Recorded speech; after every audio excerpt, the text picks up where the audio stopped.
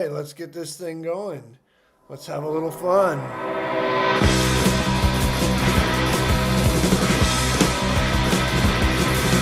just want to love like any other. What do I get? I only want to bend the state to the end. What do I get? What do I get?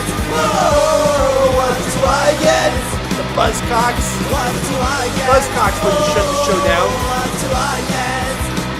Guessing most of the Buzzcocks are dead anyway. Stress, I need a caress. What do I get? Numb and naked, I just need a break. What do I get? What do I get? Whoa, what do I get? Lily's here already. What do I get? Whoa, what do I get? I only get sleepless nights. Chat's filling up. You ready to fire this puppy up? Get those calls rolling in. 516-259-9515. What do I get? Whoa, what do I get? You know what I get? I get a nice glass of the cold vino. Actually, it's just cellar temperature. It's not too cold. To a country club pour. What do I get? Whoa, what do I get? I get a country club. Oh, so nice. Cabernet Sauvignon.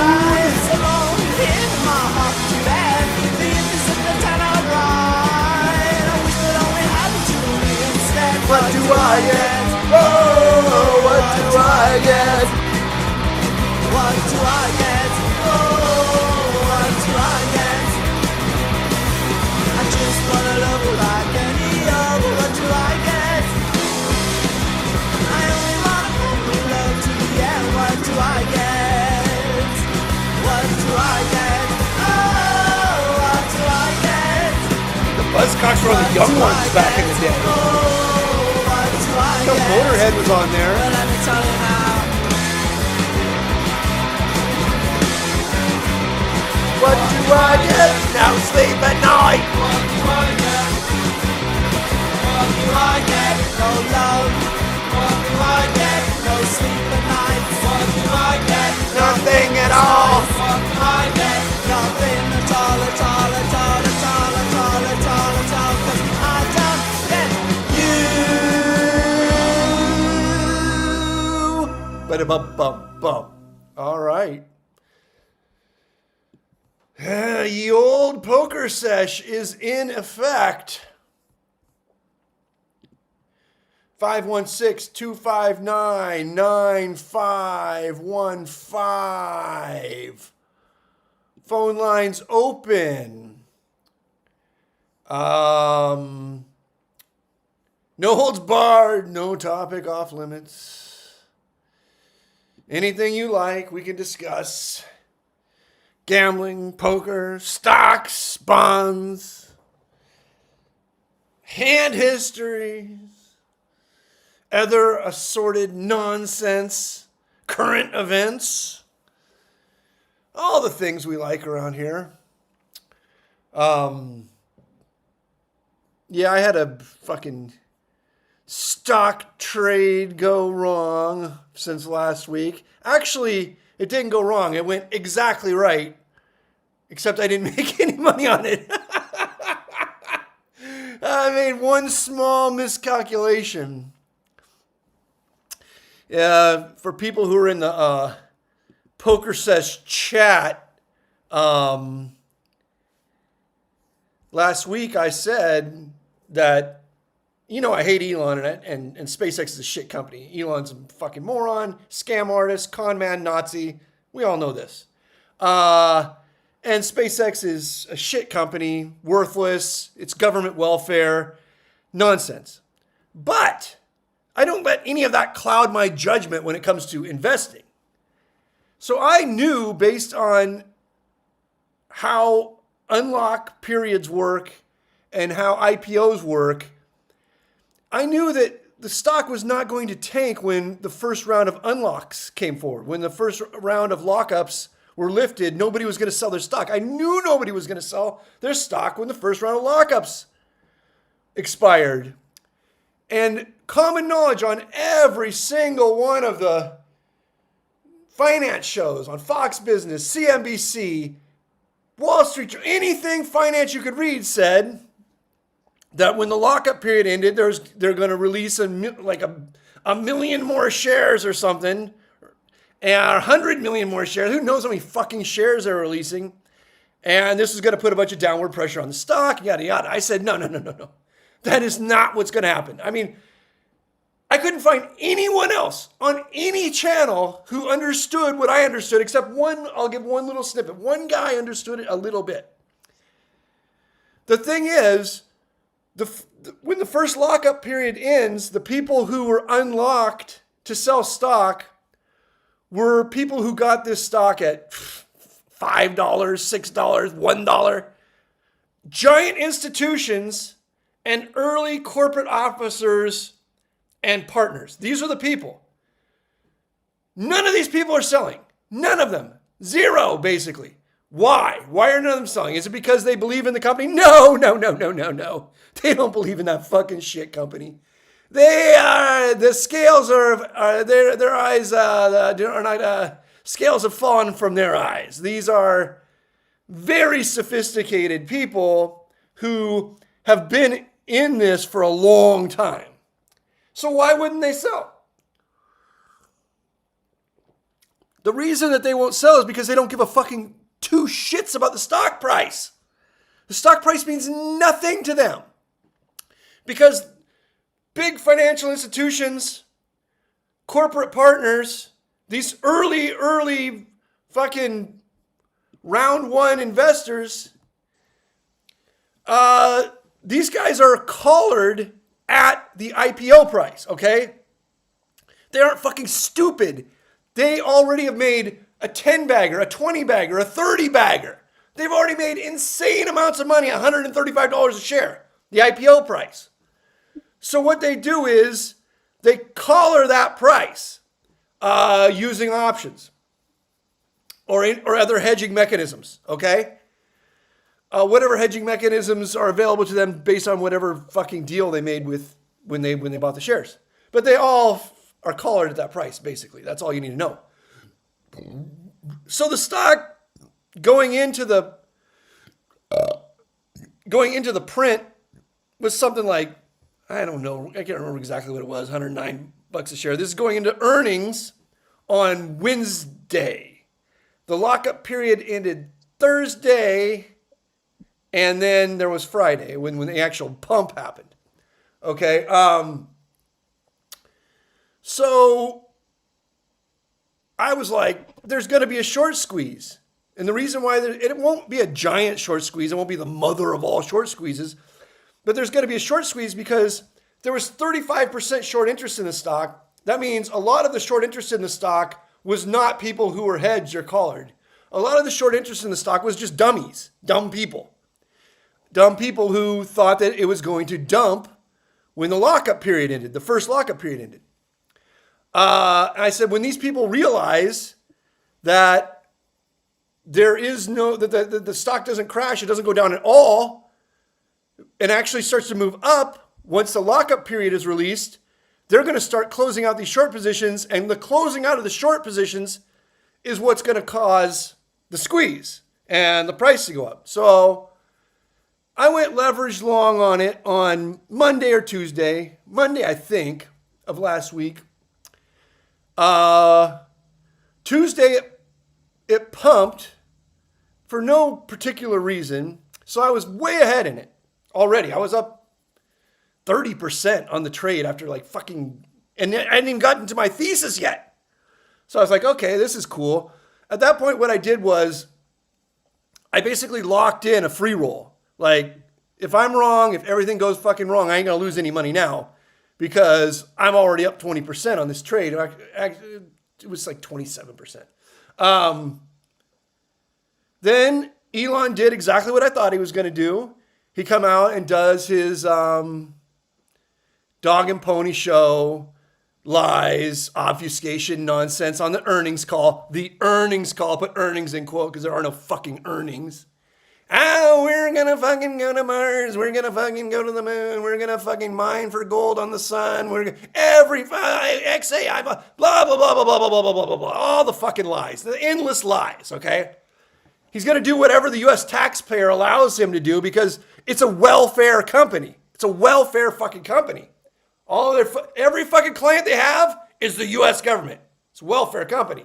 They basically just took, somebody was really smart, a grifter, and that grifter said, why does NASA get all this money? They should give it to me instead. Look at me. I have autism. Give it to me instead. So he did his fucking dog and pony show. And unfortunately, during the dog and pony show,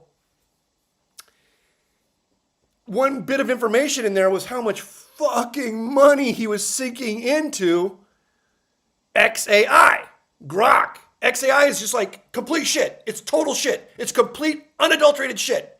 You take like all the frontier models, it's behind all those. All the Chinese models, it's behind, all the open source Chinese models behind all those. It's just fucking nothing. It's the fucking shittiest shit AI there is.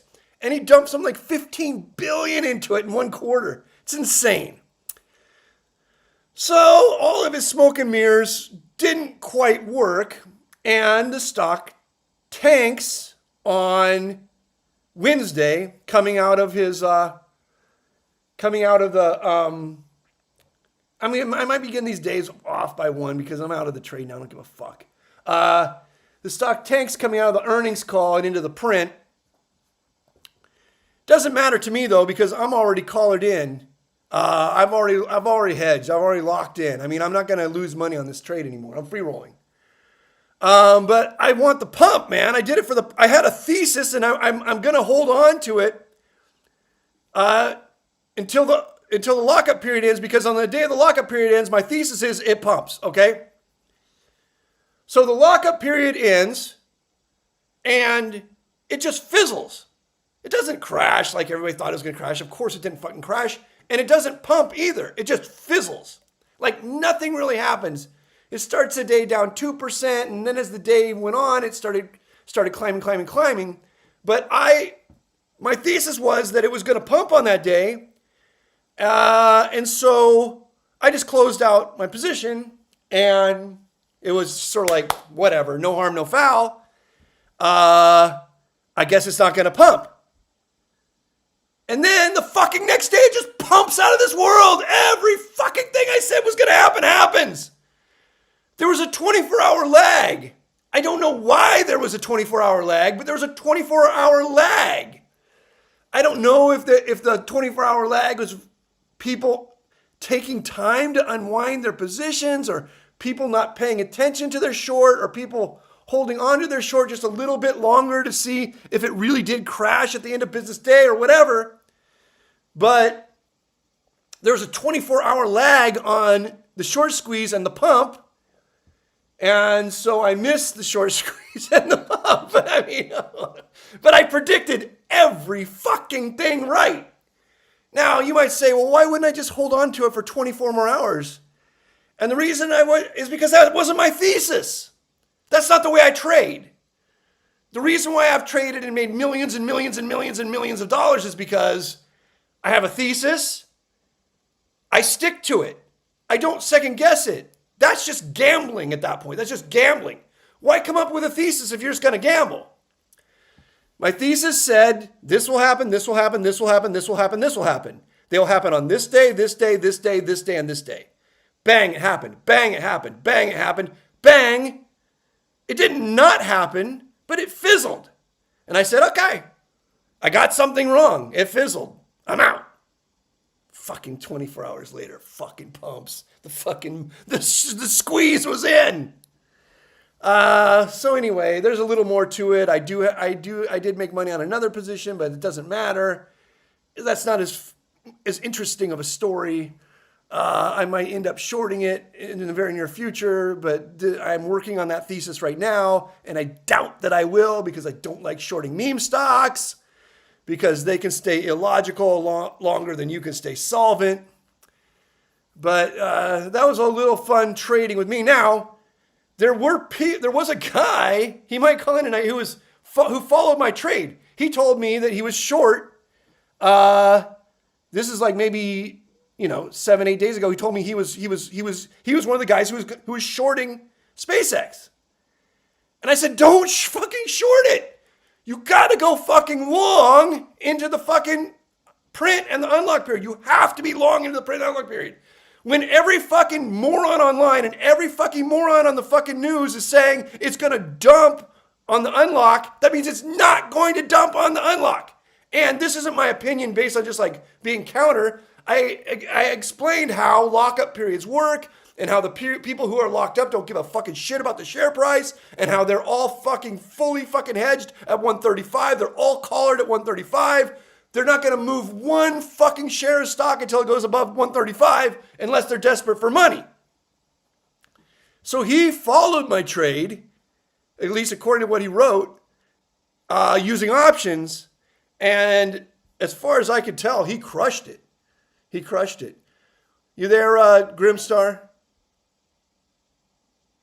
Is Josh Masciello here?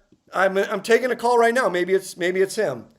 352, you're on Pokersesh. It's not him. Oh, sorry, Grim. It's not Josh Macchiello. Grim thinks that Josh Macchiello might be involved in the purchase of the Lakers. So we're hoping for him to call in, and we're hoping Josh calls in tonight and shed some light on the purchase of the Lakers. All right, on, man. Hey, Limon, I was calling to get your opinion on what do you think about like the possibility of all these AI companies? It's going to be like the dot-com bubble all over again, and it's all like everyone's like an arms race for who makes the AI that ultimately wins, and then Right. all of the other companies will just fizzle out and crash the market. Well, here's what people need to understand about AI. I mean, this might go a little in depth, but what the fuck else do we have to talk about? It's an interesting topic, regardless. Okay. In the end, there can only be one frontier AI, not two, not three, one. And the reason is because, as you already see, these super powerful frontier AIs can just hack the other AIs and learn them. That's what the Chinese are doing. Is they just build some fucking rickety ass open source AI and have it learn the other AIs. They just like program it to fucking ask the other AIs like 25,000 questions a second until they know everything the other AI knows. Okay. So the most powerful one will be able to learn the others. Okay. So that's number one. In the end, there will be only one. And that one will probably be Google. That's my guess, because Google has the most vertical integration, full stack, biggest download base, most common use case. They've got quantum, they've got unlimited money, they've got fucking everything. They've got fucking cloud. There's nothing they don't have. They're number one in everything. So it's going to be hard for somebody to beat them because they can, like OpenAI and Anthropic are losing money like crazy losing money. They're burning through money like fucking you can't believe, and it ain't going to last forever. It's already looking like it's not going to last forever. If you look at the companies that rely on OpenAI for their future, like let's say a company like Oracle relies on OpenAI for their future, and then you look at the credit default swaps on Oracle debt, it's fucking becoming toxic. It's becoming radioactive because everybody's starting to think that OpenAI is going to run out of money and they're not going to be able to fucking build all the things they said they were going to build and buy all the things they said they were going to buy. Okay? Because they need an endless well of basically private investors to keep pumping money into that company, or they need to go public and find enough suckers to pump money into it.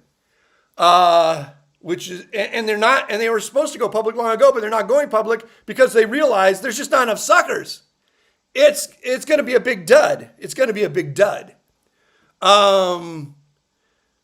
So the problem that AI has right now and may continue to have going into the future is it doesn't do anything that a bunch of humans can't do, okay? It can, like, let's say I was a billionaire. I could do anything that AI does better and faster because I could ask any question to anyone on earth and pay them the money to do the thing, and I could hire people to do the thing and blah, blah, blah, blah, blah. Now, so like, let's just take something stupid like plan a trip to France. If you're like me and you wanted to plan a trip to France, it's really easy for me to use Claude, right? And it does a good job. Not great, good.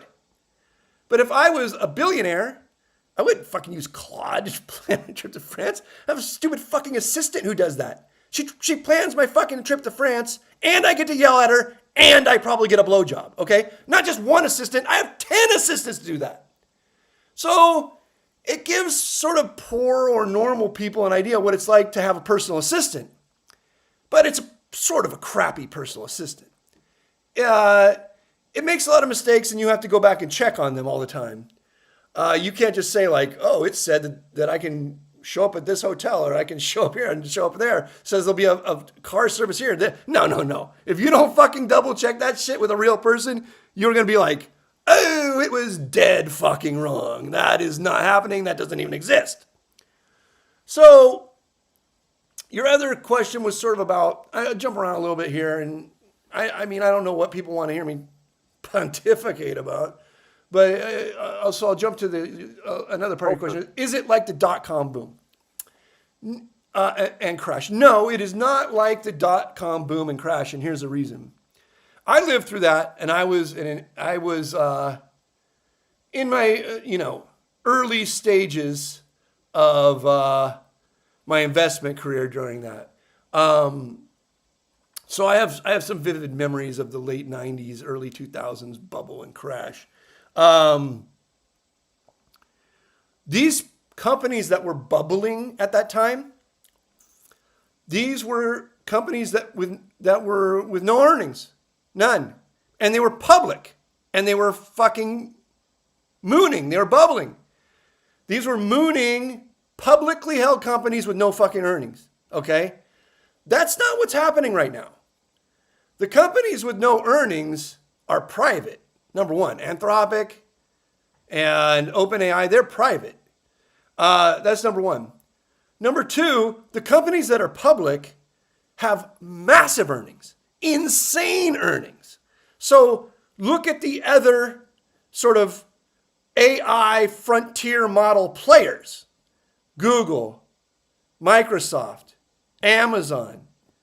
These companies have trillions in fucking earnings. They aren't fucking pets.com, okay? Not only do they have all those fucking earnings, they trade at a totally normal multiple. I mean, the forward earnings multiple on these companies is somewhere in the mid-20s on average, maybe even less. So they're totally normal companies. Like if Anthropic and OpenAI go belly up, it does nothing to these companies. Nothing. They aren't like pets.com. They just barge forward. In fact, and there'll be a big market correction because Oracle will go bankrupt immediately, and there'll be a lot of problems associated with this segment, but it will be compartmentalized. It will be compartmentalized because people will say, "Oh, the AI trade's imploding," and then they'll look at the AI players and they'll say like, "Oracle just imploded. The AI trade's imploding," and then they'll look at Amazon and Google and they'll be like, "Oh, they're not imploding. Fucking nothing is happening." Apple, they're not imploding. These fucking companies sell tons and tons of fucking shit. They trade at a totally normal market multiple, and nobody's going to go running. Nobody who's held Apple stock like I have for decades is going to go running for the exits just because it drops 11% in one day because OpenAI went out of business or can't go public or Anthropic throws in the towel. I don't give a fuck if Apple loses 11% in one day. It makes no fucking difference. I think it lost 9% like 3 days ago. It makes no fucking difference. These are stocks that people have 700, 800, 900, 1,000% gains in, 2,000% gains in. No one fucking cares. These are real companies with real earnings. So in that way, it's nothing like the dot-com boom and bust. It's not going to be a contagion in that way because the biggest players in the space are the biggest companies in the world throwing off the most cash in the history of human existence, trading at normal market multiples for their earnings. All right? Hey, Lyman, do you have like an exit strategy? Like, is there anything that would cause you to like pull up completely and liquidate everything? Or have you ever done that? And is there anything that would cause you to do that? Or are you just going to ride the wave no matter what, even if it's like a Great Depression type situation? Well, you got to understand, I wouldn't lose all my money in a Great Depression type situation. There would be no reason for me to quote unquote pull up. I have $1 million in bonds, you know, like if all the treasuries and munis fucking go belly up, it doesn't do any good to have money at that point anyway. You want automatic weapons, and I have those too. Yeah. I was talking about stocks specifically. No, but I'm sort of like I'm hedged to a certain extent, and you know it's not like you don't just wake up tomorrow and the market's at zero. That's not the way it works. There's a whole bunch of catalysts, and smart people see those catalysts and they make counter moves. Like I can make just as much money in a bull market and in a bear market. I can make the exact same in a bull market and a bear market. You don't have to be long all the time. You don't have to be short all the time. You don't have to have 10% bonds. You don't have to have 90% bonds. I can move my portfolio around for the situation at hand. Now, if there was some massive, Great Depression like stock market fall of 40% or something, obviously everybody's going to lose money. But except for there'll be one guy who's like, oh my God, I was fucking 500 fucking leveraged short on the market or whatever. There's always one guy. But I mean, most people are levered long. And the reason why most people are either levered or balanced long or balanced towards bullishness is because it's stupid to be anything else. Because the market always goes up over any significant time period. Through the Great Depression, through Black Friday, through fucking dot-com bubble, through the Great Recession, through the housing, through everything. It just fucking goes up. You should always be weighted more long and more aggressive than short and passive. But once you're wealthy, you should always lock in your wealth. So, like I said, I think I would be able to play fine in a crashing market. I've been through crashing markets before, the Great Recession, 2008, financial crisis, housing crisis. I did fine. In fact, the fucking, like a lot of people, I just fucking crushed during COVID. As soon as the fucking market fell like a rock, a lot of people don't remember that. It fell like a fucking rock. And I was just like, sell bonds, buy fucking equities, dream scenario. So if I wake up tomorrow and all hell's breaking loose, I'm exactly where I want to be. It's much easier for me to make money in a market where all hell's breaking loose than it is for me to make money in a market where everything's going normal. Because when everything's So you didn't make any other than selling bonds and buying more stocks, you didn't make any trades to liquidate anything on like you said 2008 or COVID or the Ukraine war or the tariff board? Well, no, You didn't like just rode the wave on all those? no, I rebalance. I move things around. I mean, you hear some of the calls I make on here, like my call on oil in December, my call on gold 18 months, 12 months ago, however long ago it is now.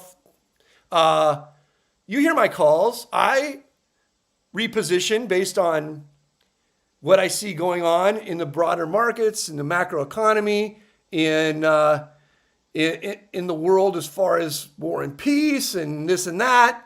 So no, I don't. I mean, most of the time, let me tell you something.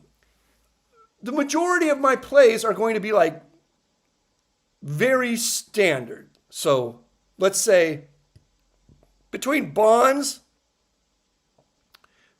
Berkshire Hathaway, and S&P tracking fund, that would probably make up something like 60-70% of my portfolio at any given time. And I will rebalance those based on what I think is going on, but those are like big sort of sweeping moves. The other 35% of my portfolio is the money that I play with. I mean, it's a lot of money to play with, but that's the money I play with. And that's what I use to beat the market. That's what I use to gain alpha. None of my other stuff is beating the market. That keeps me at market par, which I'm more than happy to do because market par for your entire lifetime has been a good thing. It's always been a good thing, and there's no fucking reason to believe it won't continue being a good thing. So, but, I'm playing with 35% of my portfolio at any given time, and that's the stuff that I will, get out over my skis a little bit on, but smartly. And you say, well, how do you know you're doing it smartly? Here's the reason I know I'm doing it smartly. Because I've been doing it for fucking 25, 30 years, and I have crushed the S&P, the benchmark. Lots of alpha. You have 30% of your portfolio just like liquid in and out of like swing trades? No, doesn't swing that much, but I'm willing to.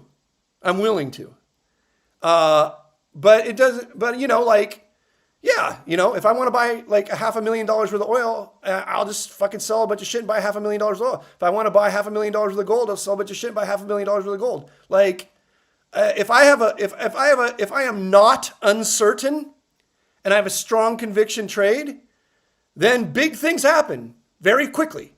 Something big happens very fucking quickly. I don't fuck around. But that's an interesting one right there. So gold, like what'd you do with gold this year? Because it peaked at 475, got as low as 360. Mm-hmm. What'd you do with that this year? I trimmed gold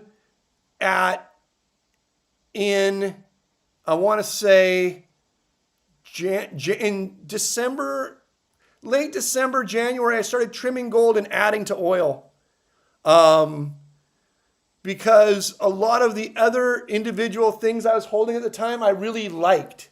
Because it was Google, Apple, Amazon, some healthcare plays.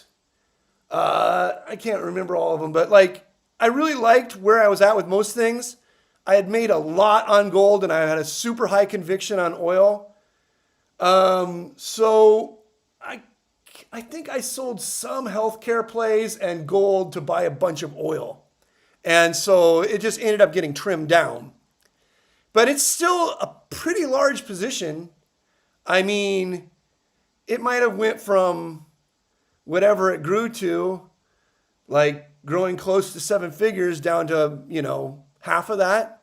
But then that all went into oil, and oil has been a dream, an absolute fucking dream. And I'm not moving anything out of oil. I've moved nothing out of oil.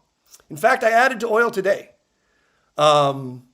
Because like things like Petrobras is paying like a 6.5% dividend on a stock that just can't go down. You get a 6.5% dividend on stuff that just can't go down. It's just free money. So, you know, Hey, by the way, on something relevant to the listeners and possibly you as well, if you wanted to dabble, that's a good relevant play you can do these days with the credit cards. Is you could buy gold bars at Costco with a credit card and then sell it and then make money on the arbitrage. yeah, a lot of people are doing that different stuff with those Costco gold bars. The Costco gold bars actually started to sell above par. Like, is this something somebody's telling me at the casino a while back? Like, people wanted them so much that they were massively overpaying for them because they just wanted the Costco gold bars. Is this something you heard about? Like on a resale market or something?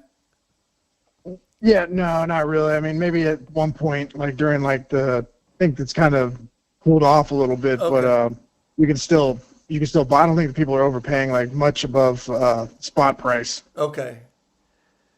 Hey, lastly, Lyman, have you heard? I touched on this at the end, but I was already running over. Hey, what do you think this flock camera thing is unconstitutional? You heard about this? Well, yeah, of course it is. Let me tell you a funny story. I don't know if I should say this because it's a little too braggy about something that I don't want to talk about. I might have to stop myself right here. What should I say about this?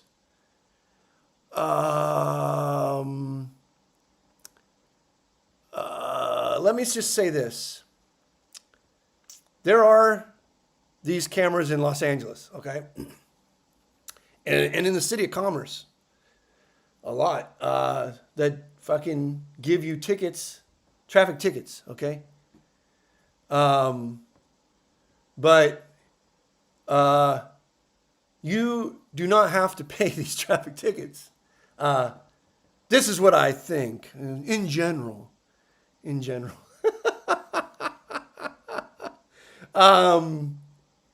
Because they're unconstitutional.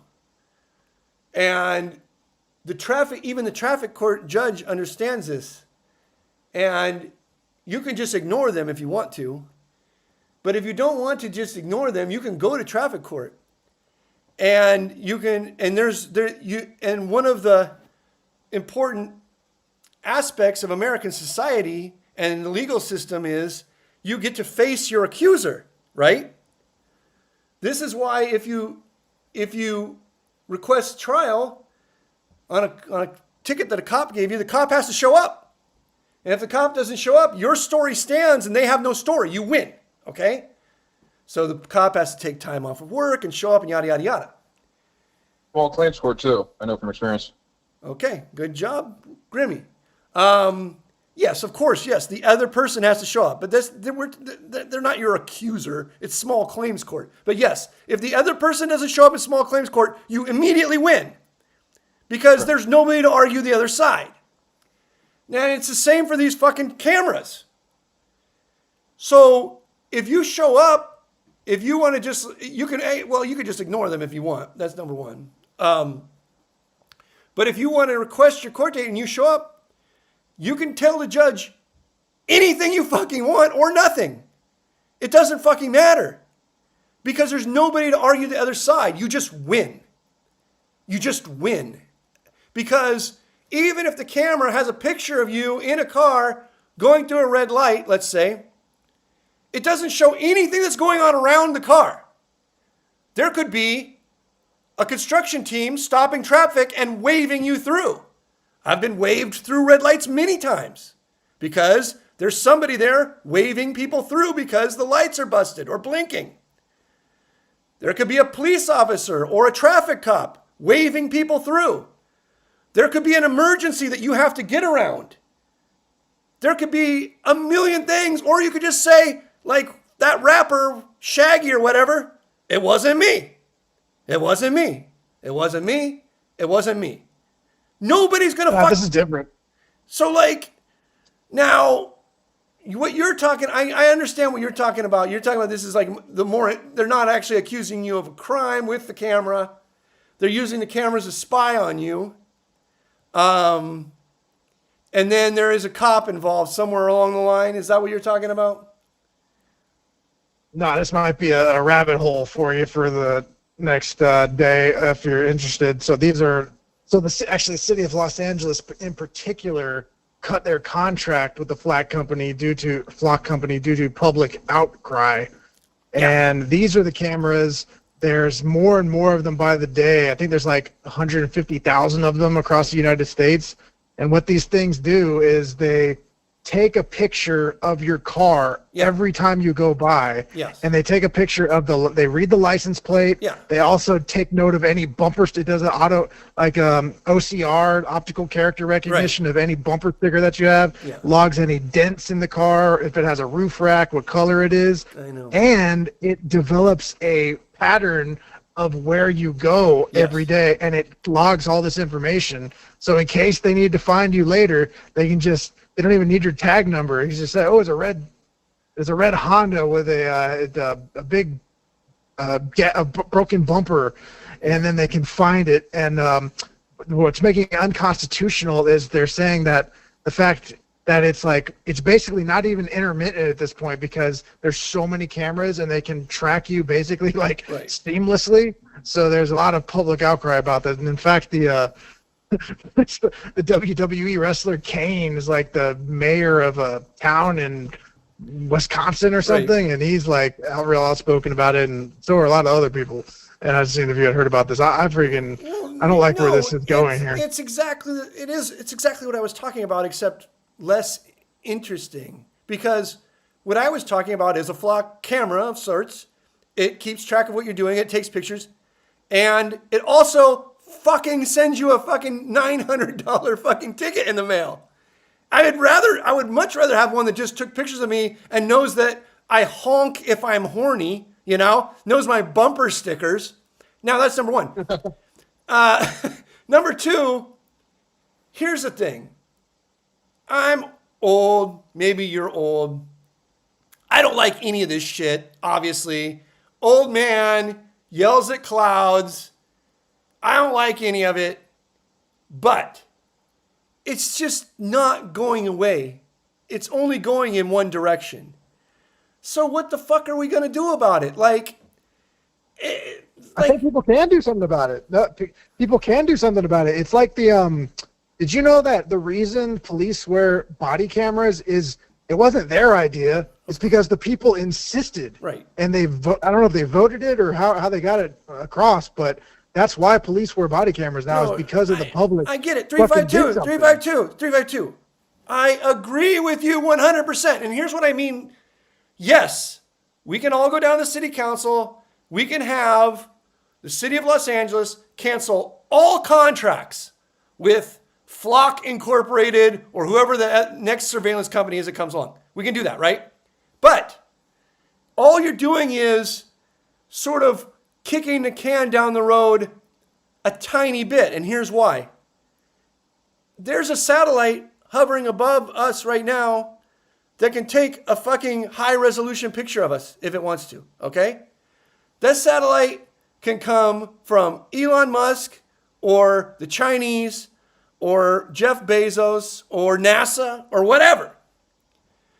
They're fucking launching so many fucking satellites into fucking space right now. They're just crashing them into the moon at this point. Okay? There's so much fucking shit floating around. They're just crashing the shit into the moon at this point. The idea that we are going to be able to stand on the beach and yell at the tide and get it to stop is a fool's errand. So what does that mean? And you're right, 352. If I was younger, I would think a lot more about this. I don't yes, okay, we all go down to the city council meeting and we say, we don't want you to be able to access a picture of our bumper sticker. Okay, fine. Public, It was purchased with our tax money. They canceled the contract. Now what? Now a new company pops up. This company, it's not a contract. It's a subscription service, or it's a pay-per-view service. They don't use cameras on public property.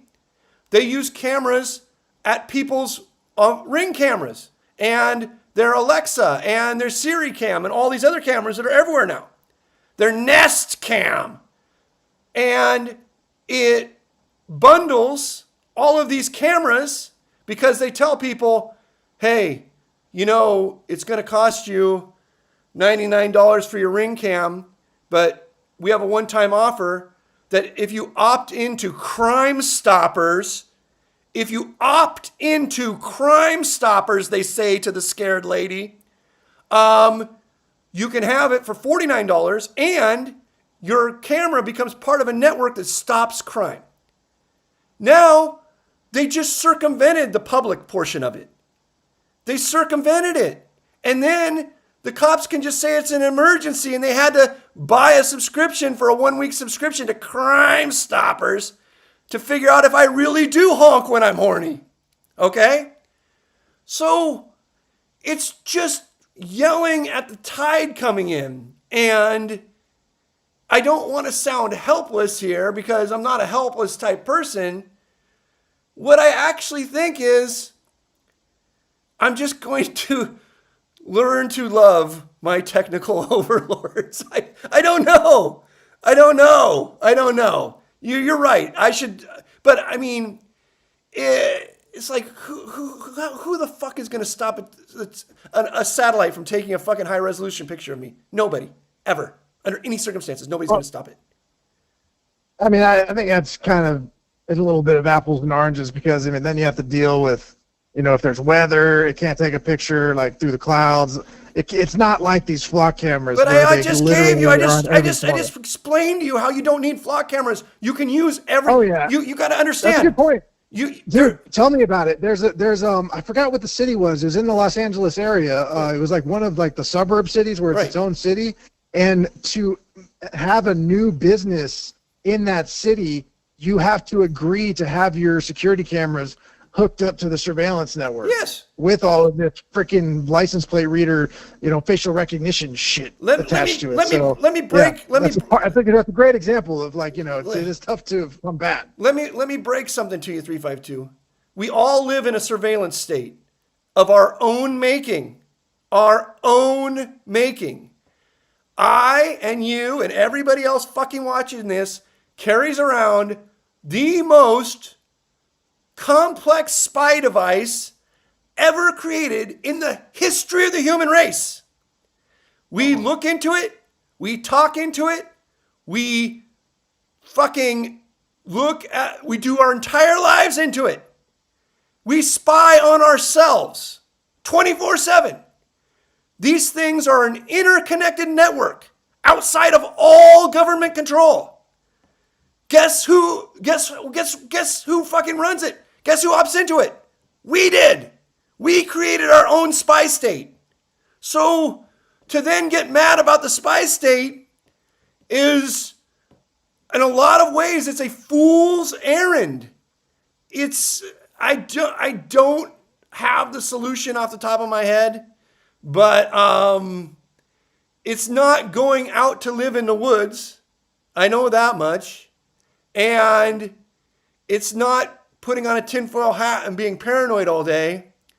At the end of the day, it's just human common sense is what's going to save us. Human common sense. So, Lord, help us all. All right? Yeah. On that note in particular, I do feel like, no, I don't think like the government's out to get everybody or anything. Because actually they did do something like you can't, like, I forget when the case was, but like they tried to subpoena like Google or some company like for like all of the location data of like all of the cell phone numbers within like a certain geofence around a crime. Right. And they wouldn't give it to them. Yeah. And then like actually some of these big companies are some of my clients actually. A funny story about freaking Google, they being like the one, like Google bought my company's software, not but like they procured. They were like one of my clients. Right. Then they had a 1-year contract, and I'm pretty sure they just like stole what we do and just like do it on their own. Yeah. Through whatever means they have to do that. That's what big businesses do. They just reverse engineer everything and build it themselves. That's what the Chinese do every fucking day. But that's something you don't hear about, that like, the government actually would not release the phone numbers of all the people within that geofence of the, who is surrounding the area. So they deem that unconstitutional. So some lawmakers and, people like, pulling the strings here do care about this stuff. So that's why you got to get ahead of it before it, gets out of hand, like with this Fox shit. Well, you got to remember something. At the end of the day, where the rubber meets the road, everyone has to stand in front of 12 members of their community, a jury of their peers, and argue their case, okay? And the jury system is the greatest legal system ever created in the history of the known universe. Is it perfect? No. But it is better than anything else that's ever existed. And juries get it right the majority, not just the majority of the time, the vast, vast, vast majority of the time. It's only juries and grand juries that are saving us from the fucking tyrant in the White House right now. Every fucking time he tries to do some lawless fucking bullshit, he tries to prosecute somebody on no crime, whether it's Letitia James or Jim Comey or the lady at the fucking Fed or Hillary Clinton or Barack. Guess who stops him? Just 12 men and women, normal people. Listen to this. Listen to this. And this is how good this works. He tried to prosecute, or he got prosecuted in New York. All right, 30-something felonies in front of a jury of his peers. They found unanimously that he had committed like 39 felonies. Trump. This jury had Trumpers on it because even in New York, he got 20% of the vote. In Staten, he probably got 70% of the vote. So this New York jury had Trumpers on it. He has attorneys that are allowed to throw people off the jury to get a jury that has people sympathetic to him on it. But he was a criminal straight as day, 100%, not close. Didn't fucking take them any time for 12 men and women of different backgrounds, some of whom voted for him, to come back immediately and say, this motherfucker's a felon. He's a felon. So is the jury system perfect? No. But I've been on juries, and when you go in there, people really do try to do their best. They really do. Some are dumb. Some have trouble paying attention. Some have certain other possible biases or disabilities. But at the end of the day, everyone tries their best, and things just end up pretty fucking good. And that's why we get to live where we live. So yeah, that's a whole other thing. There is like 97% or something of cases just end up in a plea, and a good chunk of them a good chunk, 5+% are like not guilty, but they take the plea just because they can't afford a lawyer and they know it's going to be worse probably if they take it to trial. So that's kind of fucked up. But on the top, taking a plea is a bad idea. You never want to take a plea unless you're fucking dead to rights. Because if you go in front of the jury, and you're not dead to rights, the jury system is set up like this. It's set up that 1,000 guilty men will go free before one innocent man is put in prison. That's the way they're set up. And that's the way they should be set up. Because when you put an innocent man in prison, that it's not society did it. You're part of that society. You did it. It's on your conscience. It weighs on you. Okay? So you would much, much rather guilty people go free than innocent people be put in prison. And so that's the way the jury system is set up. And that's why prosecutors want you to take a plea. The reason they want to take you a plea is because if they have to fucking take it to jury, all hell can break loose. Because you just need to have reasonable doubt. Reasonable. And sometimes, look at OJ. It just has to be, I'm not even sure that was reasonable. But if the glove doesn't fit, you must acquit. You got a guy saying the N-word and fucking and is in big trouble for planting evidence in other cases or whatever, you know? It creates reasonable doubt. Yeah. So yeah, that's why rich people never fucking plead. Rich people That's why fucking he lost it. That's why OJ lost the criminal or won the criminal charges, but then lost the civil charges because like a different degree of proof. Yeah. Hey, and I think a lot of this stuff just isn't socialized. Like a lot of people don't almost nobody knows their rights. Almost nobody knows to shut up if you're being investigated. Hey, Lyman, lastly, dude, speaking of fucked up times that we're living in and what the fuck is going on, have you investigated Melania and Trump coin? This is just a straight pump and dump by our president, right? Yeah, it's just pure criminality, 100% criminality. Talk about things that aren't broadcasted. Ask the average Joe, he has no fucking idea what Trump coin is. No. And I'm not political. I don't really care who the president is, but that's fucked up, dude. Yeah. If you're rug pulling you're the president and you're pulling a rug pull, man. No, it's even worse. He's charging $100,000 now to giant hedge funds and fast and Truth Social. Yeah. To look at his tweets a minute early. For the API. Yes, so that they can do high-speed trading on oil futures before anyone else knows because, he's won the war in Iran 36 times. Oh, boy. All right. He's going to get it right on the 37th try for sure. For sure he's going to get it right on the 37th try. And did you take a position on Trump and or Melania coin? No. I don't. Like I said, I almost never, ever, ever, under any circumstances, play in the meme streets or in the shitcoin streets because the market can stay illogical longer than you can stay solvent. But that's why I talked about this latest SpaceX play that I made is because it's so rare for me. But it's because I wasn't making a meme play. I was making a play on knowledge that I had about share unlocks because I have been an insider holding shares before. It was because I had knowledge and I knew that none of the people were going to sell when their fucking shares are unlocked. It's not the way it works. Dumb people think when I get to that, when my shares are unlocked, I'm selling and I'm going to become a millionaire. That's not the way it fucking works. You're already a fucking millionaire. Nobody sells. You're fucking collared in at the IPO price. If the stock is below the IPO price, when your unlock period happens, you're never fucking selling in a million fucking years. You don't even think about it until it goes above the IPO price. And even then, you're still hedged. It's just that you can start to take some of your hedges off. All right, thanks, 352. All right, you're the man, Lyman. Talk to you next week, buddy. Later.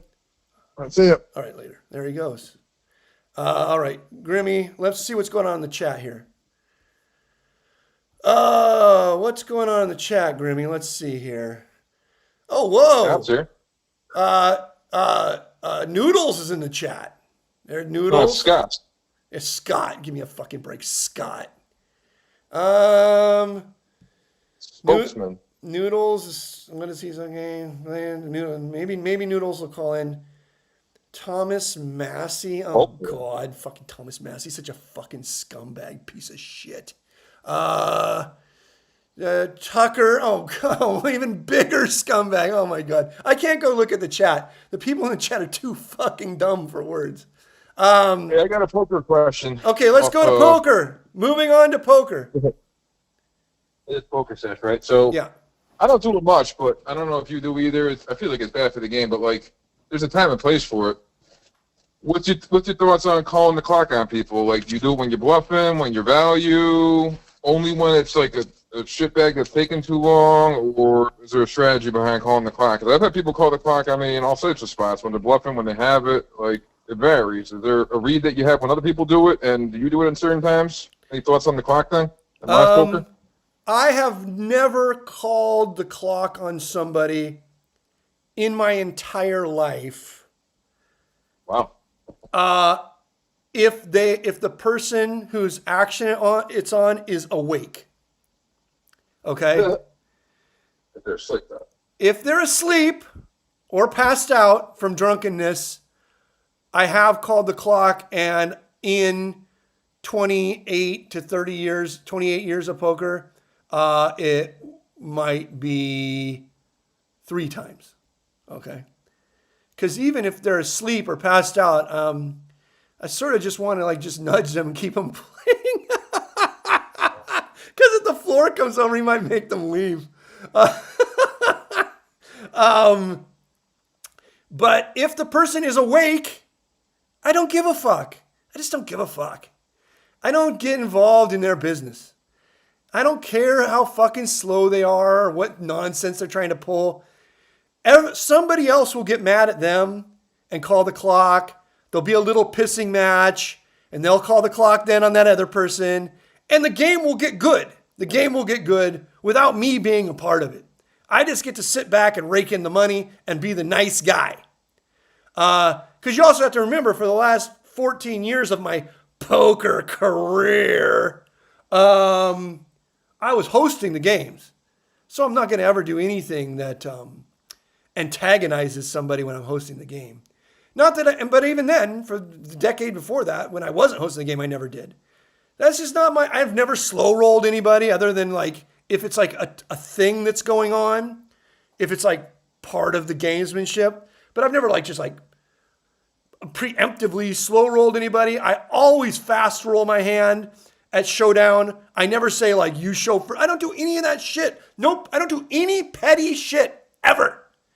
I don't do anything antagonistic ever. I am the nice guy. I'm a sport. I'm who you want to gamble with. And then you're broke. So how about the other side of the coin, though? When people call the clock on you, do you tend to think that's more the bluffing, or more the value, or more they just are impatient? I would say it's hard to get a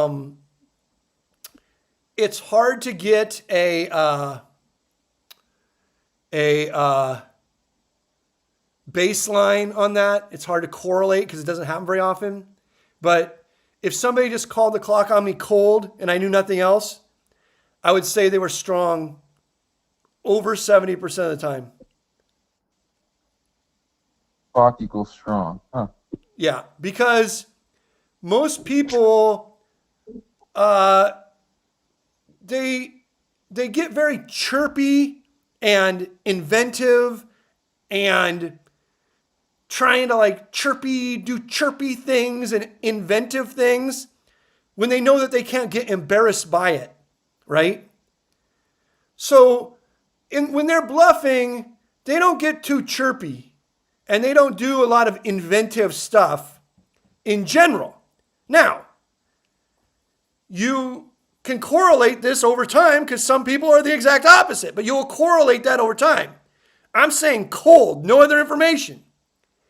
A person who gets chirpy and animated and inventive and puts themselves in a position where they could be very, very, very embarrassed does not bluff and put themselves in a situation where they can get very, very, very embarrassed. They want to embarrass you. They are feeling all puffed up, big and strong. Big and strong. That's how they are I feeling. got a hand history where someone called clock on me. Maybe you can give me 2 things. Okay, let's do it. It was a while ago, but I remember the gist of the hand. I opened pretty big with, I don't know, it was pure David Sklansky, but some form of hooks. 1-2 game. Must have done 15 or some. Maybe bigger, even 17. I think he's the one caller from right next to me. we're like both late position. It comes, I want to say like 665. So long ago, it's tough to remember if there was a flush draw or not. Probably was. I bet pretty big. He calls. Turns. Pretty irrelevant card again. Didn't, bring a flush or anything. I bet pretty big again. He called. River puts a 2-pair on the board. 6655X. I check. He ships it on my face 150, 180 bucks, which is like pot size bet all in. I tank 25, 30 seconds. He calls clock. Meanwhile, my read on him is he smells like dog shit. Well, what's the play? You keep him honest?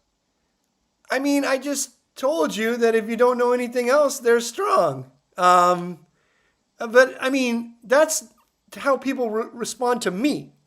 To me. I don't know how they respond to you because people don't like you. And you are slow and people call the clock. In my entire life, like I said, in like 28 years, I've probably had the clock called on me 2-3 times again. Never. Just fucking never. Because I act fast.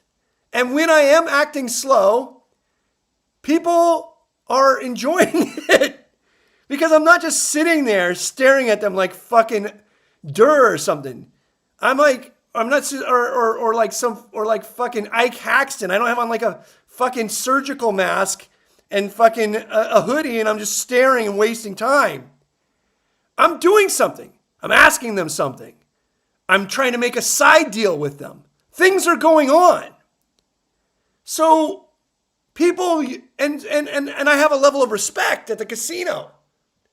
So if people get tired of my shenanigans, they'll never call the clock on me. Never, never, never, never. They might say something like, all right, Abe, let's go.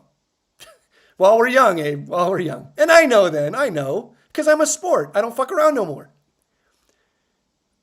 So for some... What side deal can you make when you're tanking? Show me one. Like, what's the side deal? Show me one. Pull back half your bet. Call... You can't do that. You can do anything you want in a cash game.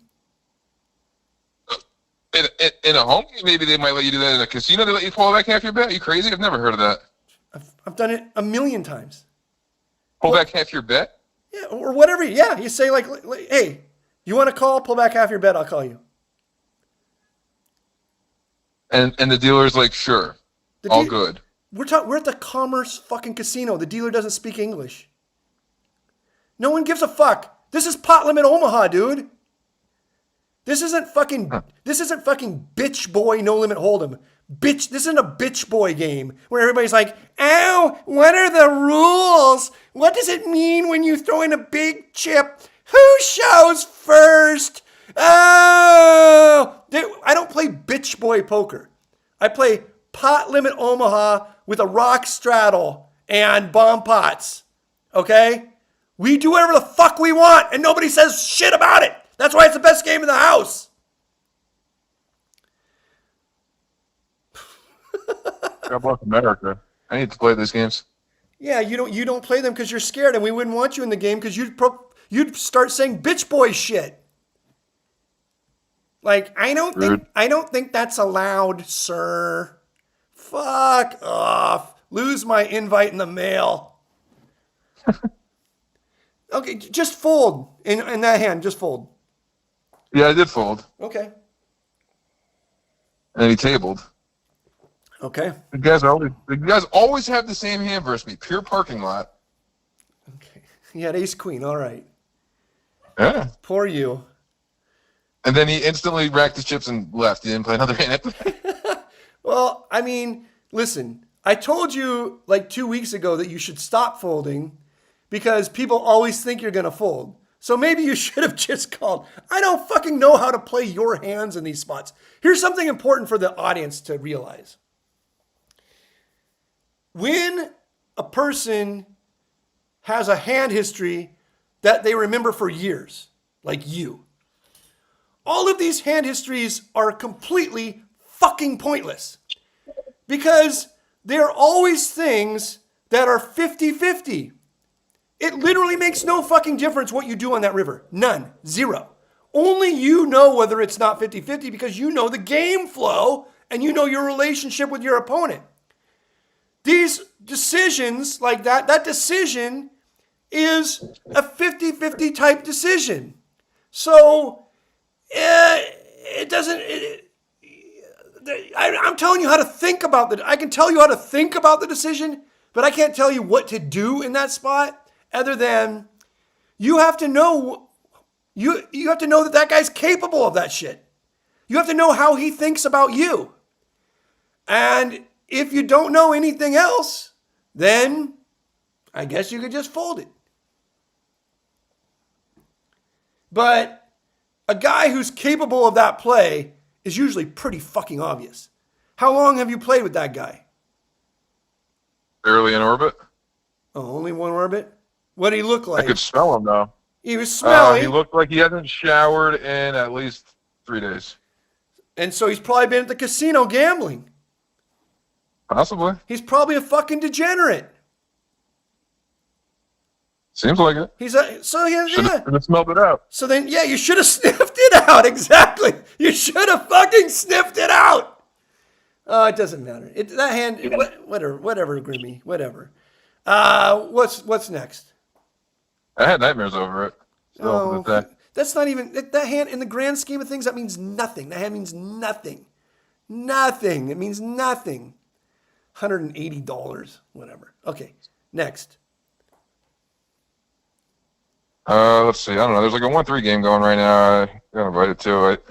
Okay. I think they rake. I didn't play because I think he advertises a $10 rake, but I've heard of him scooping 15. Like, just stay as far away from possible as a 1-3 game that possibly scoops 15. Right? There's no sense in that unless they're literally comping it back somehow or another, which is tough to fucking do. It's 5 bigs. Crazy, right? They're raking 5 bigs a hand?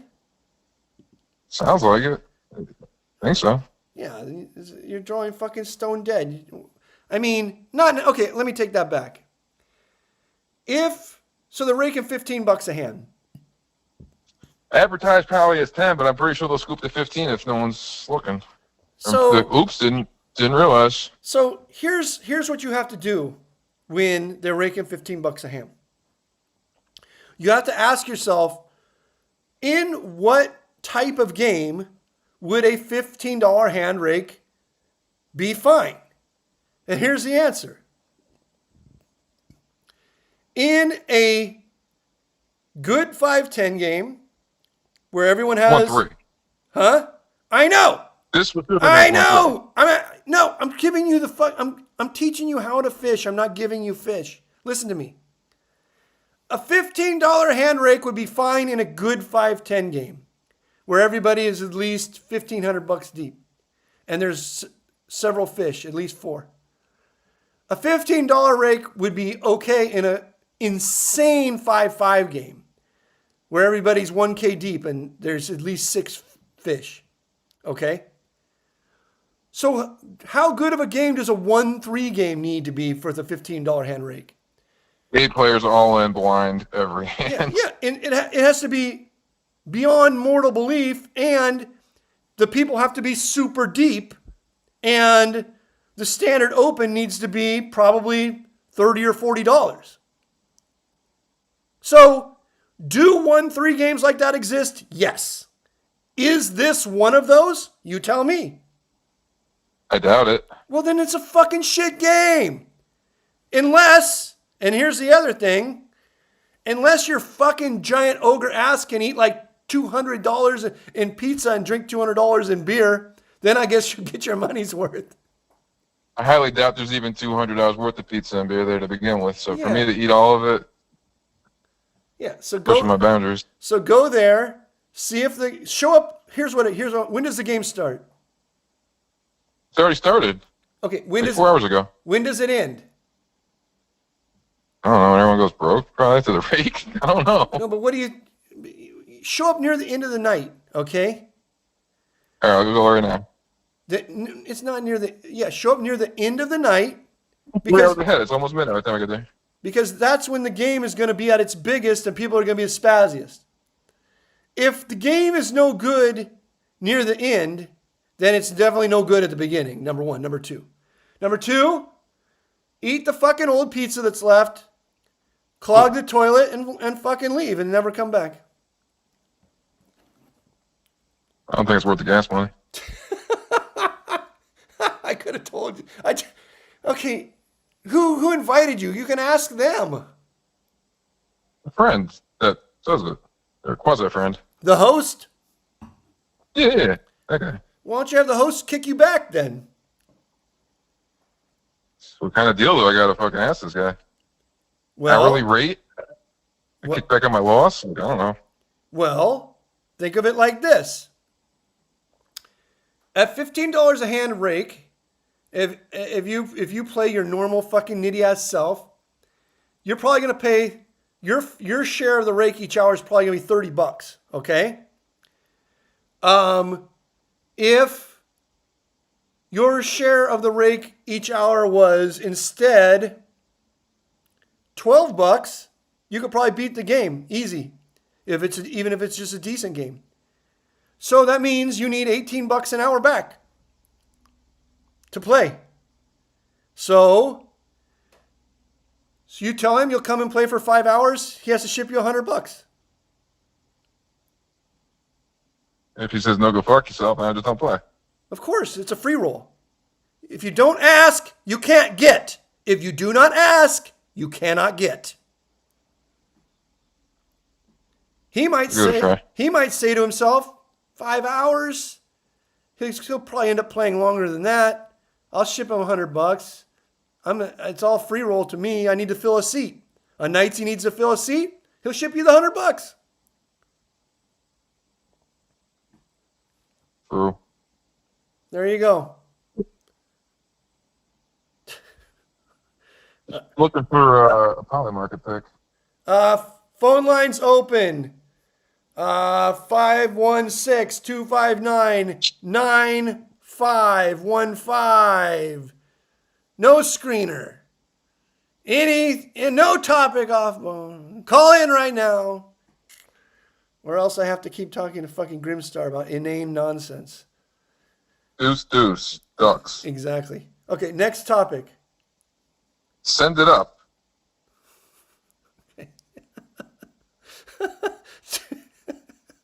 Deuce is also called Send It Up? No, send it up is the next topic. Okay. That's not a rate. Okay, explain. Is that a raise? You tell me. Send it up. If you say send it up, Buttercup, and you point up with your thumb, and then you put in a raise, if the person that you did that to is an ugly rag or grinder dipshit, it is a raise. If the person you did that to is an Asian chick with giant, massive fake boobs sticking out of her shirt, it is not a raise.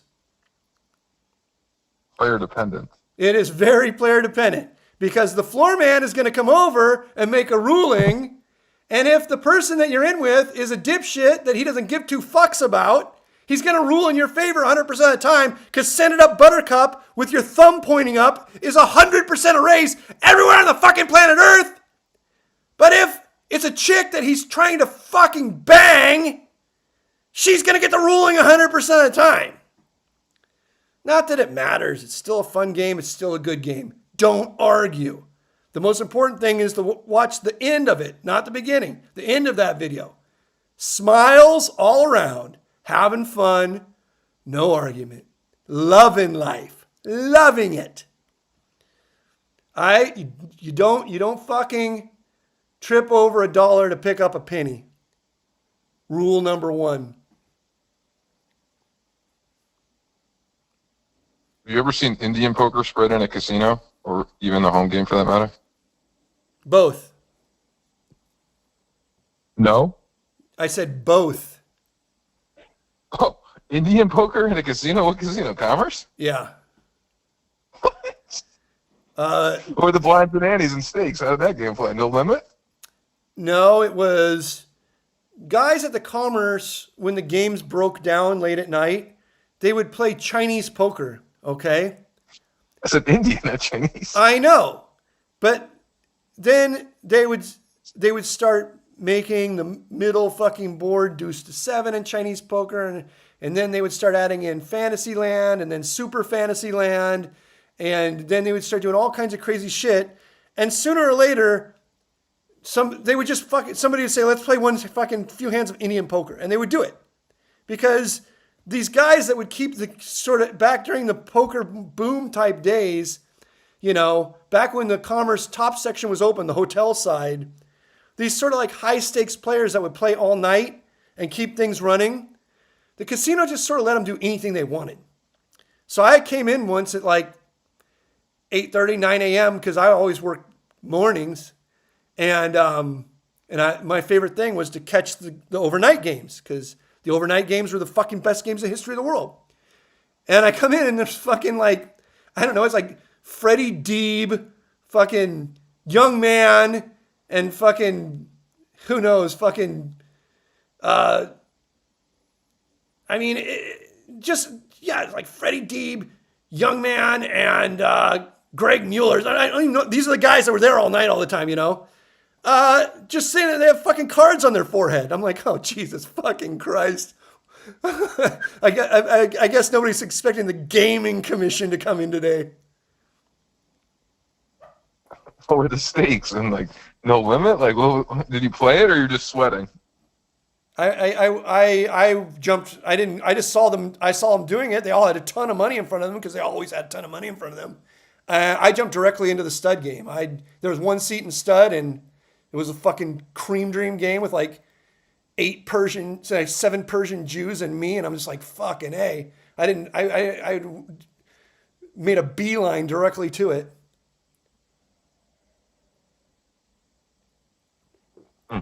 100, 200 stud with the fucking sheiks of Beverly Hills. There's no fucking way I'm even taking 2 looks at whatever fucking Freddie Deeb and Young Man are doing. What do you think the strategy is in Indian poker? I never really played it for money. Like, I think there's a lot of bluffing. And like, how do you make sure nobody cheats? I think that you play it for super low stakes and you have fun. I've played it in a home game and it was super low stakes and we were just fucking laughing and drinking, having fun. With blinds? And it went in a circle like no limit, or you played like an ante? I'm guessing that it was an ante. That's my guess. It was a long time ago. This is fucking 20 years ago. No limit, right? You know, be able to bet big. Yeah, it was no limit.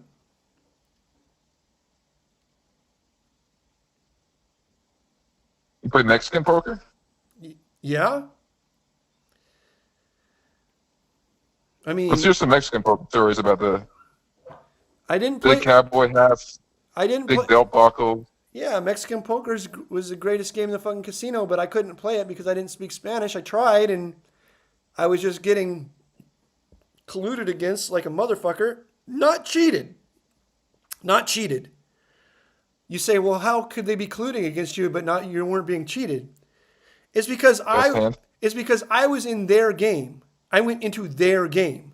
They all fucking speak Spanish and talk about things during the middle of hands, and that's normal for them.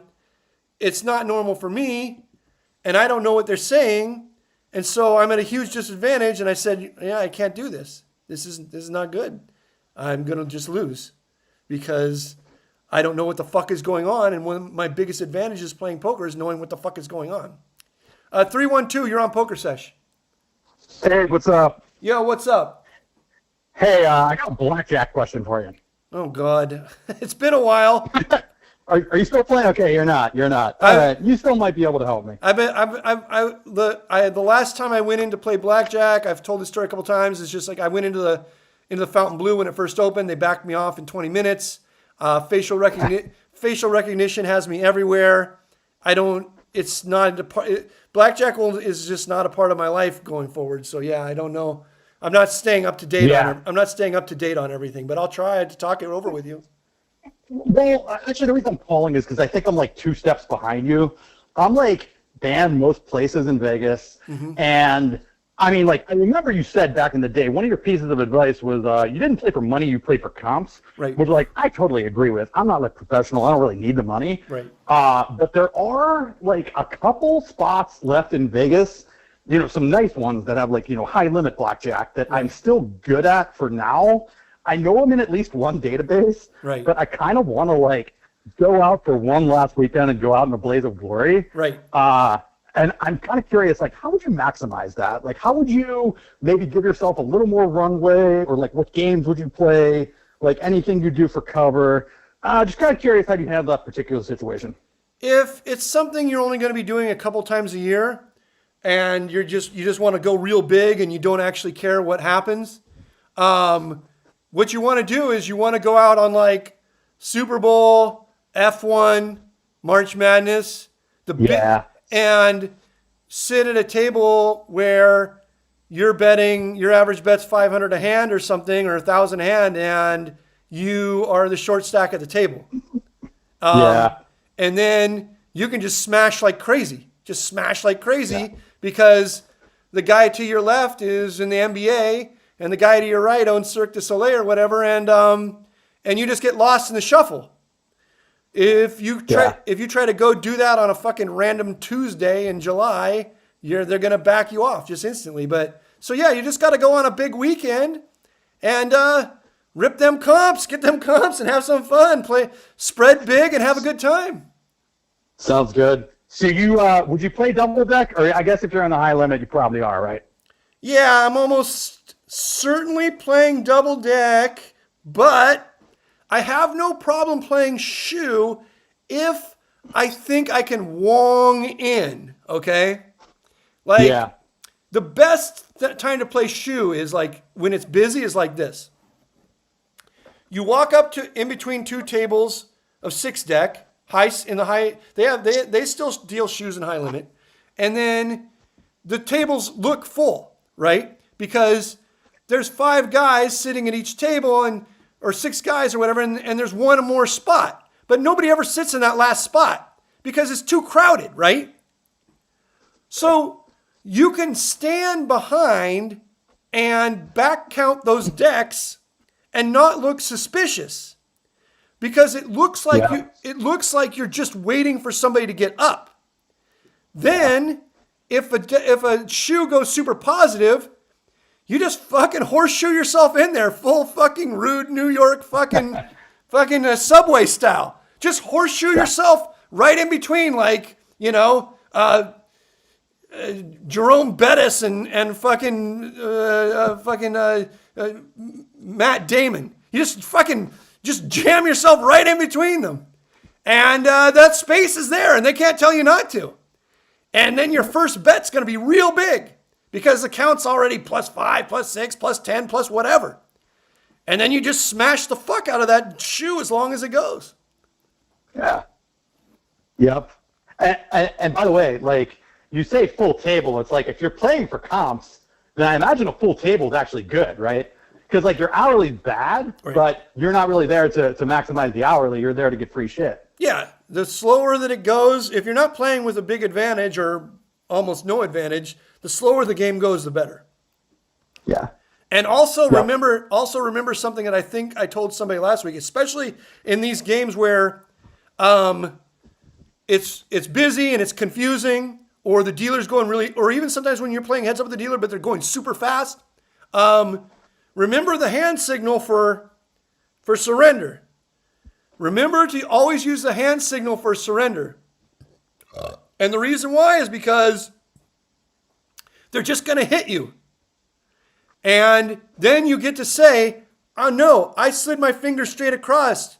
I was hand signaling surrender if you don't want the card. And if you do want the card, you just say, okay, good, stand. Yeah.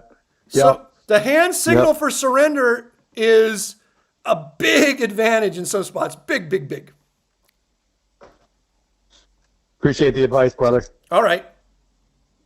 Thanks, man. Thanks, my man. Talk to you later. All right. Teach me some surrender-esque poker angles. A surrender-esque poker angle. You know, I don't. I was thinking about a great angle that I did in the past the other day, but I've forgotten it because I just drink too much wine and my fucking brain is Swiss cheese. And the only reason I say that is because I'm like, oh, I got to bring that up on the air. That's a fucking great story. That was a fucking great angle that I did. Huggy Person had angles. Any good ones from him? They were fucking like blunt force trauma, pass posting, flipping his hand early, and just nonsense. It's just all just, it was just like, it was just blunt force. It was very pedestrian, but because he's doing it only on tourists, it's working.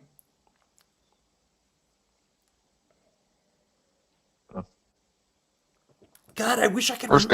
I wish I could remember that angle I was thinking of the other day. It was like just pure brilliance. But no, I'm not. There's no fucking chance I'm going to think of it now. It's just going to be on the tip of my tongue, and I'll think of it like tomorrow while I'm hitting golf balls.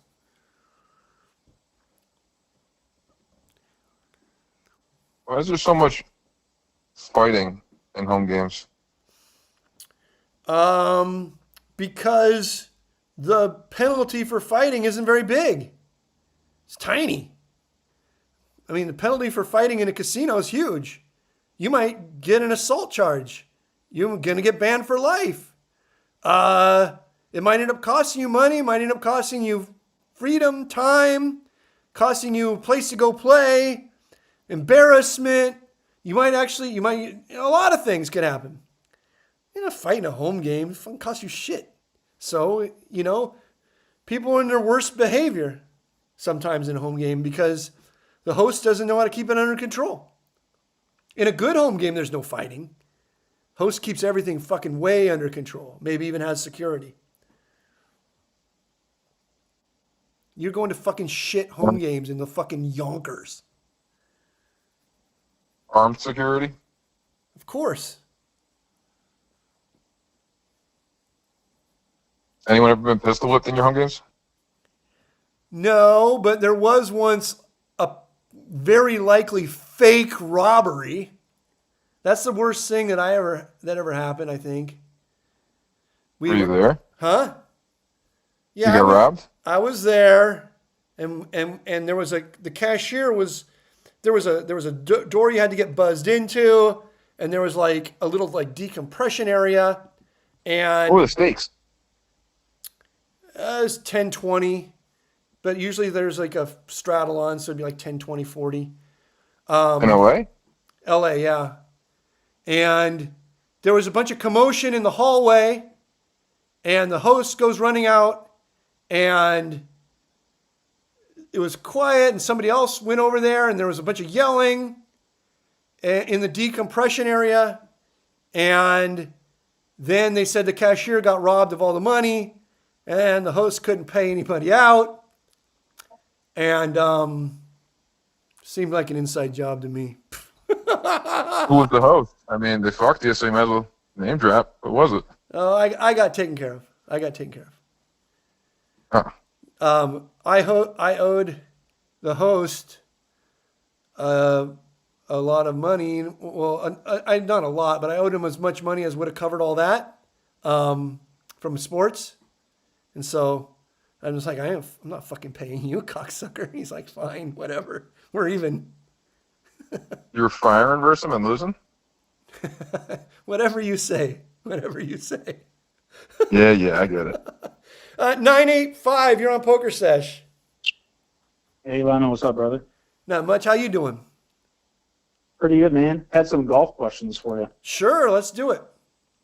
All right, first one was just how did you approach getting better at golf? Did you ever? You don't strike me as someone who like took lessons or probably got fitted.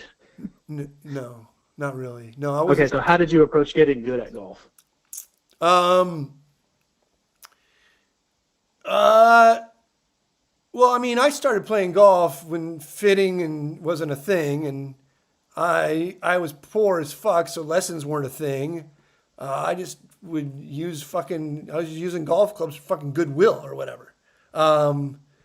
in rural Oregon, as a high school freshman. I'd never fucking seen a golf club before.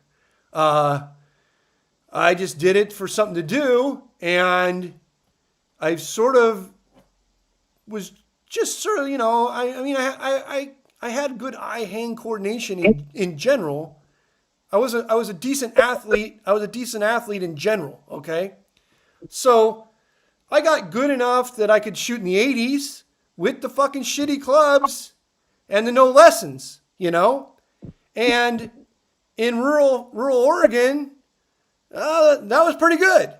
And I worked at the golf course, and so I could hit just like unlimited range balls and play unlimited golf. So I basically just dug my game out of the dirt. I just dug it out of the dirt through just playing, right? And because I was working at the golf course, I got introduced to just a lot of gambling, tons of gambling, because nobody gambles more than golfers. And the thing that I realized pretty early on from just a lot of gambling was you don't have to be good at golf to win at gambling. In fact, being good in golf and winning at gambling have nothing to do with each other and might have an inverse relationship. Being bad at golf makes you much more likely to win at golf gambling. Because when people think you're good at golf, it's hard to get good matches, okay? So, because I was doing a lot of golf gambling, and I ended up just doing a lot of gambling in general through my college years and this and that, small time stuff, frat games and, small time golf, hustling, frat games and frat poker games and sports betting and this and that. I just always had a very strange idea of how it all worked. I never wanted to be good. I just wanted to win. And winning meant making good matchups. And making good matchups meant not having people view you as an exceptionally good golfer. I guess I'll just put it that way. Yeah, interesting. Well, I started much later than you. I started when I played a little as a kid, but I started when I was probably 30 and played a ton. We were playing like 10 rounds a week maybe. Right. Me and a friend just kind of started as, I don't know what we started as handicaps. I got down to about a 10. He really got down to like almost a 5, maybe like a 6 point something. Right. And then I had a child, sadly. Right. That ruins everything. So now we're all like 15s. I know you've said before you don't want to talk about the ins and outs of golf gambling because it's too gay for you. But can you tell me that if are there golf bets that are fair? Because that's how I kind of take most golf bets. I'm just, I guess, kind of a ploppy that right. If no one's like sandbagging you, right, and we're playing with appropriate handicaps, it seems pretty fair. Are there bets that are just straight up fair? No one's really getting an edge. If you play with your straight up legitimate handicaps, a stroke play match, it's fair. It's basically 100% fair. But you think match play is not fair? Match play is not fair. If you play with your legitimate handicaps, the guy giving strokes in a match play is at a huge disadvantage, massive disadvantage. Really? The better golfer. The better golfer, yes. And here's the reason why. Okay. Here's the reason why. I'll explain it to you. If let's say I'm giving you 6 strokes, and we play stroke play, and you are an 18 handicap and I'm a 12 handicap, let's say, okay? Yeah. As an 18 handicap, sometimes on hole number 1 or hole number 2, you're just going to have a fucking blow up and shoot a 9, right? Right. Your day is fucking over, dude. You might as well just start pounding beers and pouting in the cart and asking for a buyout. It's over. But you don't think it's over for stroke play, though? That's stroke play. Stroke play. It's over. But for match play, it makes no fucking difference if you make a 9. If I make a 4 on the hole and you make a 5, you lose. If you make a 6, you lose. If you make a fucking 20, you lose. Okay? So you still have 5 more strokes coming. But if I make a 4 on a hole and you make a 9, your strokes are fucking gone. Go fuck yourself. Your day's done, kid. Grab a fucking cold one. Yeah, I kind of agree with that statement, but to me that kind of counteracts what you're saying, that stroke play is fair if you're using your handicaps, because I agree that the worst player is going to have a blow-up hole significantly more often than the better player. Yeah, but so your stroke play... it's still fair. It's still fair. Okay. Because it's still fair because sure you're not going to have blow-up holes that often, and sometimes this and that's going to happen. But when you have your blow-up hole, yes, your day is over. But that's much more fair than if you have your fucking blow-up hole and you still get all your strokes. All your arrows are still in the quiver. You know? So yeah. I'm talking from the perspective of the guy who's giving the strokes. Like, if I'm giving strokes, I want to play stroke play. I do not want to play match play. If I'm giving strokes and the guy wants to play match play with me, he doesn't get all of his strokes. If I owe you 6, maybe I'll try to give you 3. Okay.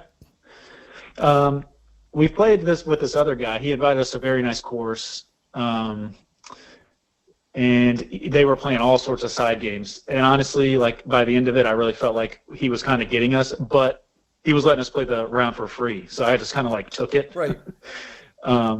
They were doing like all sorts of 3-putt stuff, and they were all short hitters. So like, we were always on the green. He was never on the green. Right. He would like chip over the green so he wouldn't have to putt. Yeah. All sorts of shit. Cause like the strokes were irrelevant. It was all these like side games. Yes. But I felt like we were probably coming out even, I was probably losing a couple $100 and getting a free round. Yeah. Is there something to be said for that? Yeah. You did the right thing. You just absorb all the punishment. You take the fucking free round. And then the next time you understand how the betting is going to work and you figure out little ways to punish back. And it ends up being even better than a free round. It's a free round and you don't lose very much or you break even. Because right. I do have one bet that we haven't set up yet, but I'd be interested to know what you think the line is. Okay. So I'm a 15, right. And the person that I'm trying to set up a match with is a 5. Yeah. The current setup of the match is that I would get to hit 2 shots every shot, and we'd play straight up. Yeah. Who do you think has an advantage, a 15 or a 5? You're going to play a one-man scramble. Yes. Yeah, you're going to win. You're a favorite. Yeah, I think it's almost like I almost feel bad about taking. No, don't feel bad about it. Not only do not feel bad about it, take it, smoke his ass as many times as he'll allow you to smoke his ass. Then tell him, listen, I get it. You're a much better golfer than me, and this wasn't fair. Let's just do it the opposite way. I'll play straight up on my ball. You get to play 2 balls, but you just have to take the worst of the 2. Yeah. I've talked about this with a few different and people. And then you're going to smoke him. Then you're going to smoke him in a way that he's never been smoked in the history of his life. He's going to have a mental breakdown. So have your camera going because it'll be a viral moment. Limon, I agree with you. There's people who are much better at golf that just disagree. How many strokes do you think that's worth? Because I think it's almost maybe 16 or 18 strokes to be able to play either your best shot or your worst shot. Yeah, it depends on what type of golfer you are. A 5 handicap is not going to be. I mean, they're gonna have a tough time breaking 90. I mean, it's Right, playing their worst shot. yeah, playing their worst shot. They're gonna, but I mean, a guy like I don't know, like a Zach Johnson or like sort of like one of these pro grinder down the middle, 2 shots putt putt, 2 shots putt putt, 2 shots putt putt. It might not matter much at Right. all. I used to play. I used to play with one of the greatest fairway green 2 putts, fairway green 2 putts, fairway green 2 putts players in the fucking history of the universe. Guy named Jeff Friedman. A legendary golf hustler in his own right, because he could beat the reverse scramble. And nobody, like, we're talking about like guys like Doyle Brunson, Chip Reese. We're talking about the smartest fucking gamblers. They understand how big of a disadvantage you are at reverse scramble, Barry Greenstein. And they were getting smoked betting him on reverse scramble because he fucking would just Never miss. you could just go and lay a blanket over his 2 shots every fucking time. His 2 fucking tee shots, could lay a blanket over it. His 2 fucking shots into the green, could lay a blanket over it. It just didn't matter. He was just he wasn't like a great golfer, like a tour player. He was just auto fucking matic. Fucking laser. And on courses where he was a very short hitter, on courses where he could reach the greens, right? Mm-hmm. Now, a guy like that could probably on like, say like a 6,600 yard course or something, he might have been able to beat John Daly on a reverse scramble. And Wow. John Daly won majors, Yeah. but he had high variance golf. So he would make, 4 bogeys in a round, but he'd also make 2 eagles and 2 birdies and shoot under par. But when you're playing reverse scramble, you have no eagles and no birdies. You're playing the next shot. The shot that you hit on the green in 2, you ain't playing that shot. You're keeping all those bogeys, but you're not making any of those birdies or eagles. So the high variance type golfer that can go super fucking low and shoot 7, 8 under, shoot low 60s, but can also shoot a big number every now and then because they spray the ball off the tee a little bit, or, they have some lapses on the short putts. That guy could be at a disadvantage on a reverse scramble to a much worse golfer on handicap, but a guy who has like almost no variance on their shot dispersion. But So consistency is the thing to like look for in the player. But a 5 handicap always has massive shot dispersion. Massive. Yeah. 5 handicap is a good golfer to us. A 5 handicap is not a good golfer when you're talking about elite golf. Okay. Well, it sounds like this isn't that unique of a bet. You're talking about lots of people have already done this before. But I would say from my limited questioning different people about it, that people are definitely misunderstanding how big of an advantage it is. I in one match out at Brentwood Country Club, a guy who is an 18 handicap at best, but actually a really good putter, amazing putter, but fucking all over the fucking map. A guy who was an 18 handicap playing scrambling his own ball against a guy who was a 6 handicap. The 6 handicap bought out at the 9th hole. That's how bad he's getting smoked. Because just that's awesome. being able to hit twice is so fucking huge, because you just, especially if you're a good putter, it's just over, because the first putt doesn't never matter. You have to have a perfect line and perfect speed. So you just start draining everything on your second putt. And you're able to just like swing for the fences on your first shot every time, because your second shot you can just bunt it. So your first swing is always a free roll. You end up playing so loose and so free and having perfect reads on your chip shots. All your short game is just fucking perfect read, perfect read. And here's another thing. You have ball in hand on every hole. Ball in hand. Ball in hand is worth so much. You're teeing up every fucking shot because you hit your first one, ball in hand. Your second one, you're not sticking it in a divot. Your second ball is fucking on a tee, basically. Yeah, I didn't even think about that one. Yeah, well, that's why I'm here for you. I think about everything. Yeah, you're the best, Lyman. That was very helpful information. I died I on the gambling cross for your sins. You're the real Jesus, Lyman. I wish I could turn water into wine, man. I'd make an extra like 100,000 a year. Holy shit. Okay, you gave a recommendation for LA golf. Can I just ask for destination golf? We've been to Vegas a few times just for golf. Obviously, we've done some South Florida, but I've got a group of 4 that we're always like looking for a good spot, really just for golf. These guys, they play cards too, but we really just want to golf usually. Well, I mean, Do you have any it depends. destinations? Depends on. I mean, it sort of depends on whether like, I guess money really is no problem here. Money's not a problem. Then it's Bandon Dunes. There's nowhere else. It's the best. It is the best golf destination for a group of dudes on the planet Earth, probably. Okay, we've looked at it. Yeah, that's it. You don't need to think anymore. Since we got Jesus' blessing, I think that's where it's going to be. It is the best guys golf trip on planet Earth. Sounds great. But it sounds like you've been, I'm sure. Many times. Yeah.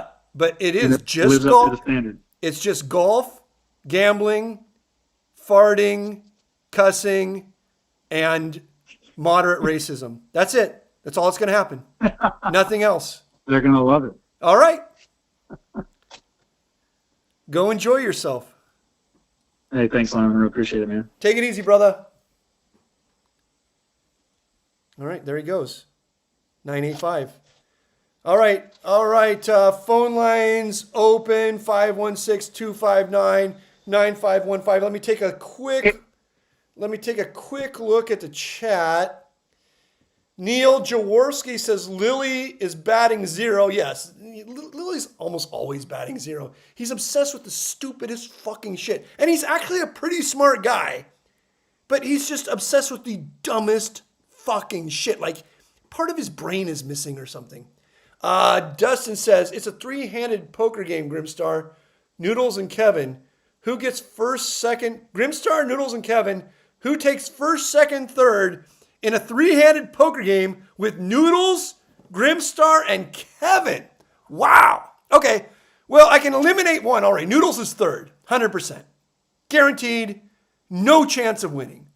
Because he's just going to do stupid shit and drink fucking, like those claw fucking drinks, like flavored fucking drinks, and he's going to not be paying attention to the game, and he doesn't know the rules, and he's going to think that everybody's cheating him.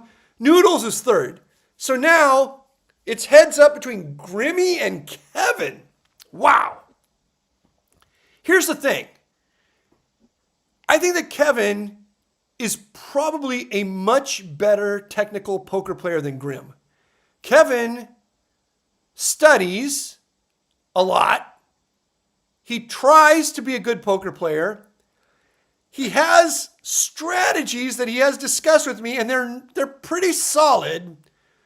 But at his heart of hearts, Kevin's sort of like a giant fucking pussy. And Grim has heart. Grim is a nit and unlikable, but that doesn't matter once it gets down to heads up. Once it gets down to heads up, I have a feeling that Grim's old heads up prowess will kick in, his fearlessness, and I think that he will annoy Kevin in ways that Kevin can't annoy him. I think Grim will be more annoying to Kevin than Kevin will be to Grim. I think when it gets to heads up, Grim is going to win the match. I think in a full ring game, Kevin wins 100% of the time.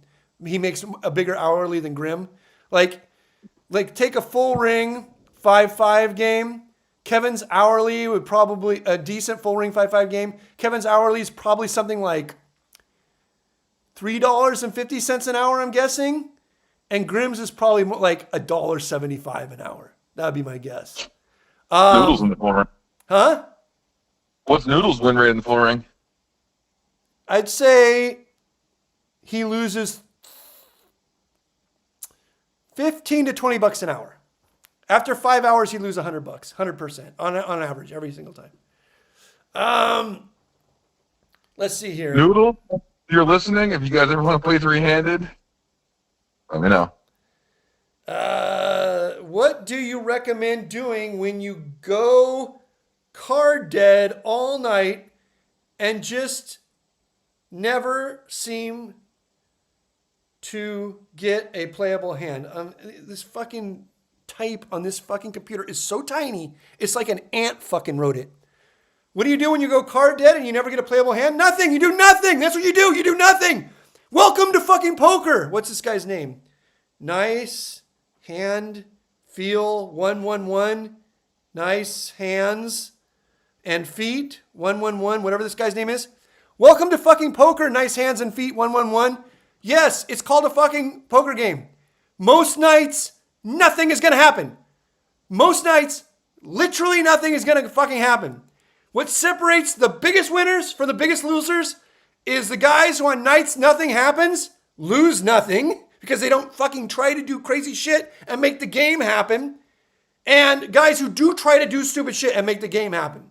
Sometimes the best thing you can fucking do is sit there for fucking 5 hours and do nothing and love it. I'm going to tell you something about professional poker that you don't want to hear. If you can't sit there for 5 hours and do nothing and love it, it ain't for you. This game's not for you. You picked the wrong fucking game.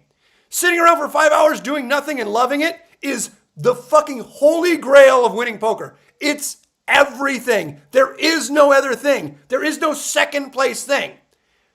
Being able to talk smack, flirt with the dealer, watch TV, eat donuts, whatever the fuck, and for 5 hours and nothing happens, that is the holy grail of being a poker crusher.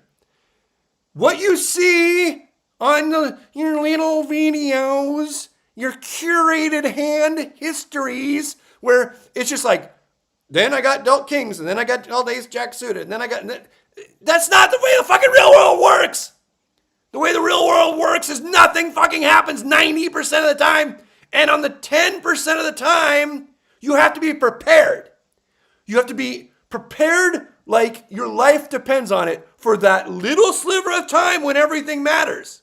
And going from those two gears, neutral to Ferrari 6th gear, neutral to 6, the guys who can go from fucking sitting in neutral for 5 hours to 6th fucking gear, 200 miles an hour, those are the winners. Those are the winners. The guys who can't handle sitting in neutral and try to fucking put it in gear when there's nowhere to fucking go, they drive off a cliff.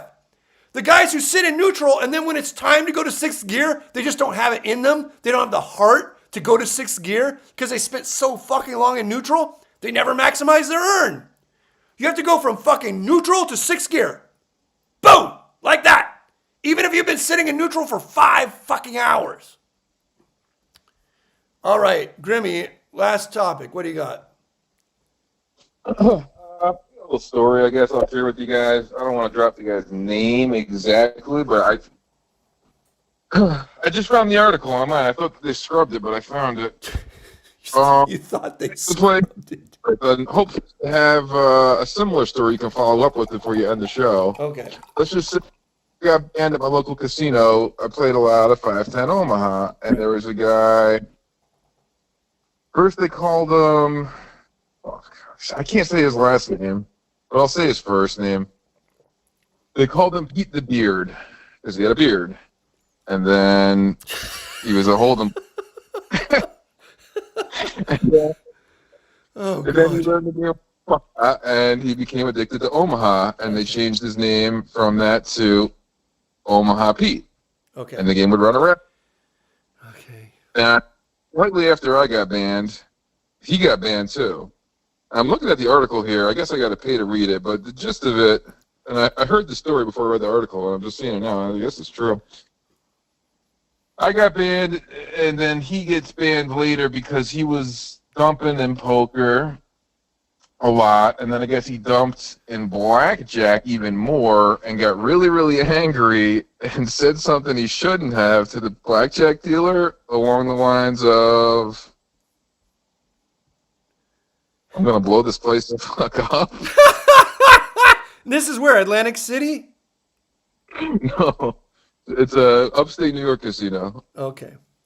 Foxwoods or fucking Mohegan Sun or something?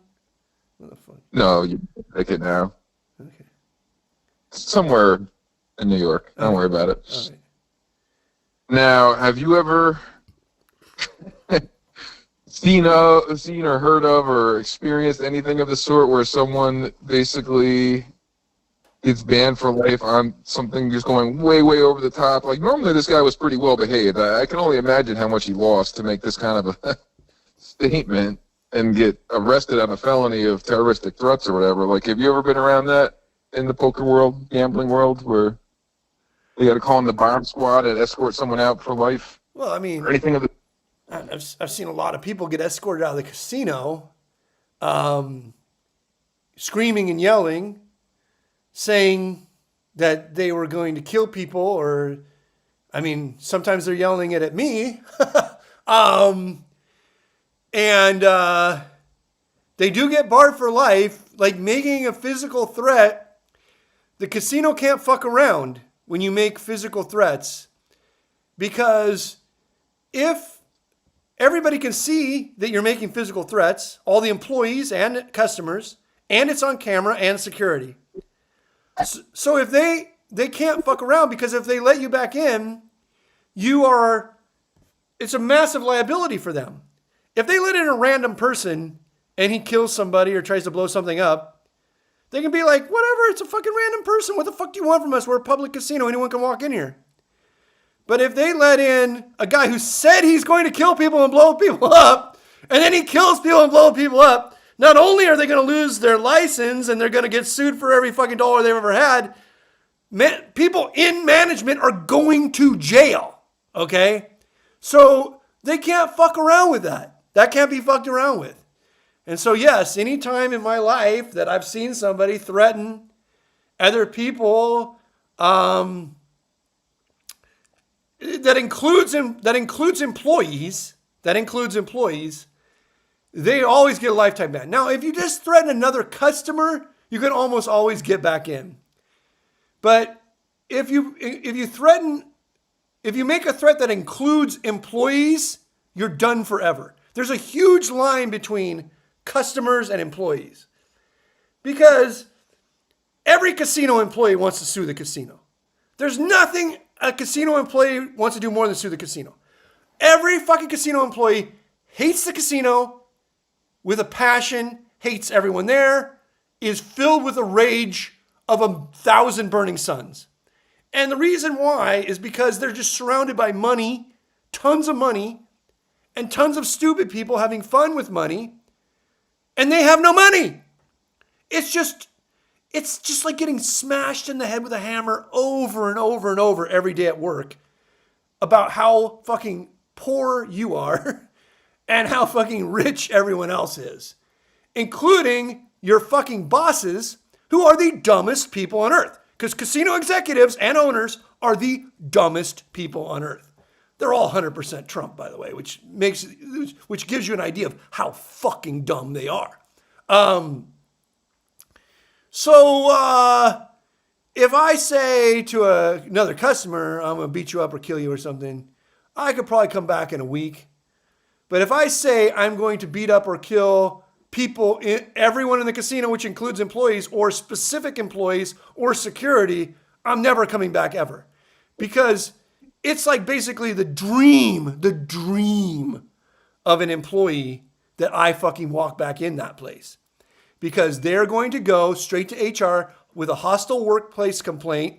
They're going to say they need time off for mental health, and they're going to sue the fucking shit out of you for letting somebody in who said they were going to kill them or they were going to blow up the casino.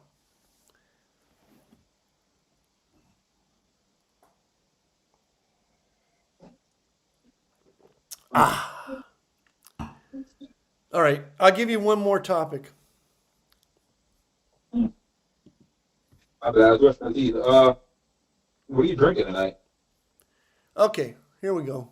Good last topic. Tonight I am drinking a wine called Decoy.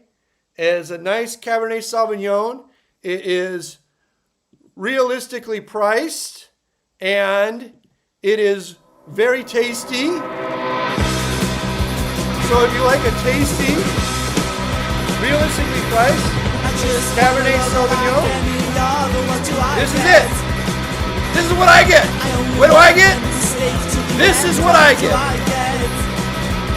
What do I get?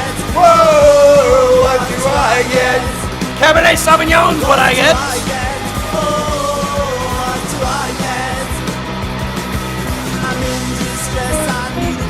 What do I get?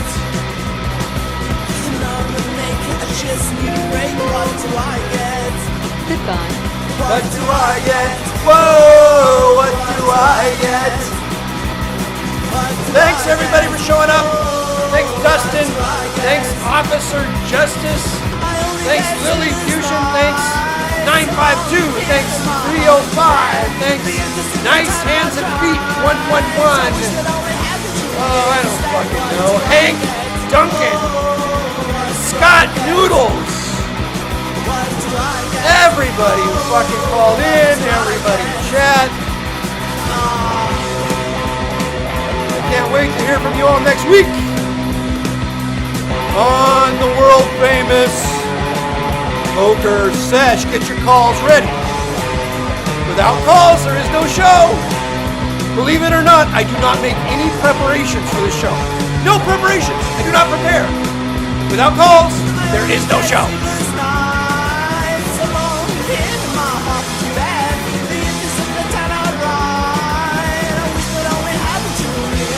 What do I get? Whoa, what do I get? What do I get? Oh, what do I get? I just want to love like any other. What do I get? I only want a friend I can love to the end. What do I get? What do I get? Whoa, what do I get?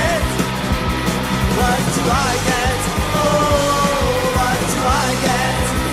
But let me tell you how.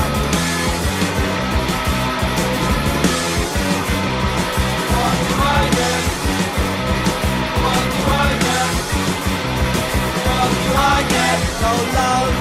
What do I get? No sleep at night. What do I get? I get nothing that's nice. I get nothing at all.